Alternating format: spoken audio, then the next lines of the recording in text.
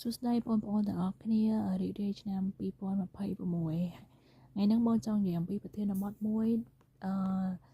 ថាបើសិនជារដ្ឋាភិបាលកម្ពុជាយើងរើសតាហ៊ានចូលបន្ថែមតើយុវជនយើងគួរចូលបម្រើវិស័យយោធាដែរអត់អូខេបើសិនជាយើងគិតមកផ្លែតវាប្រកាសជាយើងត្រូវចូលជួយបម្រើជាដែរដោយសារយើងជាកូនខ្មែរយើងត្រូវរួបរวมគ្នាដើម្បីការពារមាតុភូមិអាហ្នឹងវាជារឿងធំត្រូវប៉ុន្តែបើសិនជាយើងគិតមិនជ្រុងទៀតបងក៏ចង់ឲ្យអរ៉ែងទាញចំណាប់អរ៉ែងគិតឲ្យបានត្រូវដែរនៅក្នុងវិស័យការពារជាតិរាល់ថ្ងៃហ្នឹងតាំងពីដើមមកមិនថាតែឥឡូវទេគឺរឿងបញ្ហាអំពើពុករលួយចូលតាមរយៈខ្សែរយៈបងប្អូនសាច់ញាតិចូលតាមរយៈការសុកប៉ាន់ជាទឹកប្រាក់អីដើម្បីទិញតំណែងអីហ្នឹងគឺនៅតែមានអញ្ចឹងអូនចឹងហើយទោះបីជាពេលខ្លះយើងចូលទៅក្នុងបំណងល្អដើម្បីបម្រើប្រទេសជាតិការពារប្រទេសជាតិមិនក្តៅក៏នៅតែមាន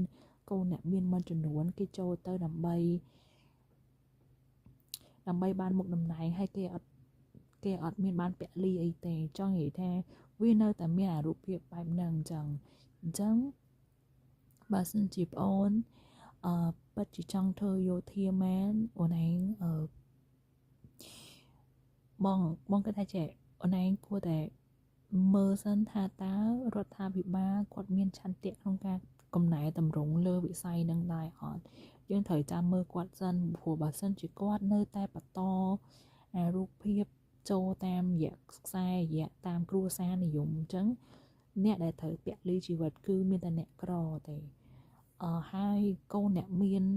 ដែលចូលទៅនឹងគឺអត់មានបានពលីអីទេគឺទៅដើម្បីអង្គុយចាំមុខតំណែងនឹងធ្វើការនៅ office ដើម្បីផលប្រយោជន៍ខ្លួនឯងនិងក្រុមគ្រួសារខ្លួនឯងហើយអ្នកដែលយើងនេះ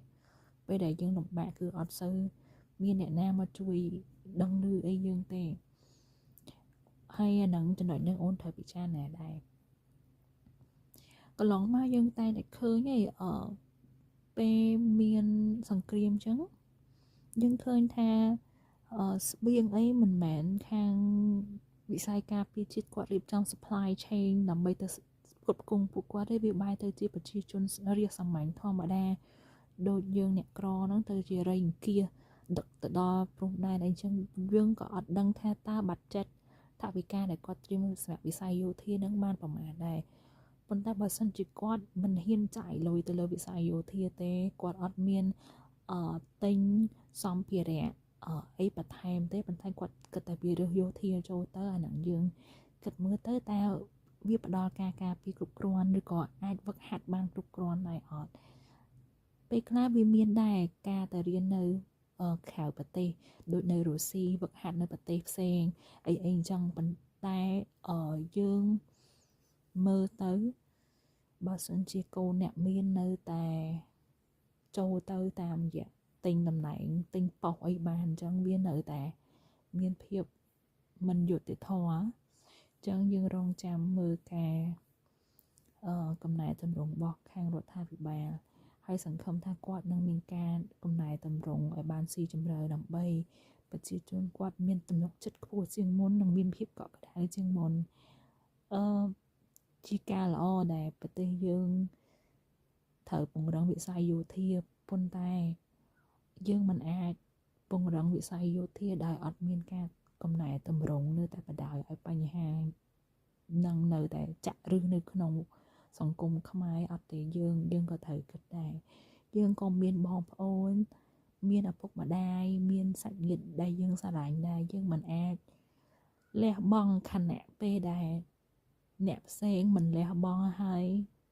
អង្គុយលើចង្រុកស្រូវវាហាក់ដូចជាមិនមានភាពយុត្តិធម៌សម្រាប់អ្នកដែលទុនខ្សោយយើងអាចចូលរួមបានតាមរយៈការ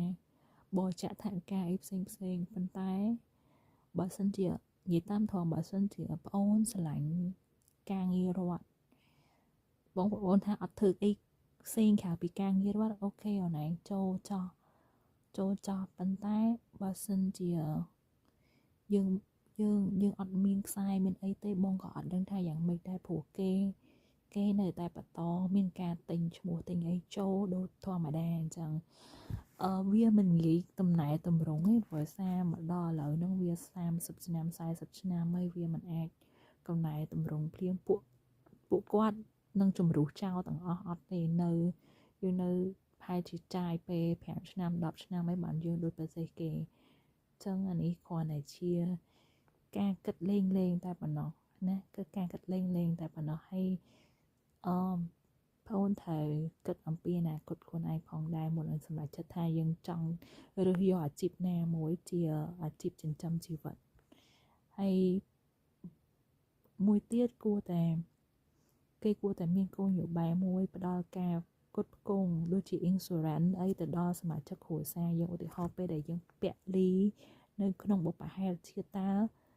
អ្នកផ្ទះរបស់យើងតើគាត់ទទួលបានថវិកាប្រមាណវាគួរតែមានអានឹងឲ្យច្រើនតិចចឹងណាចឹងយើងគួររងចាំគោលនយោបាយថ្មីរបស់គេ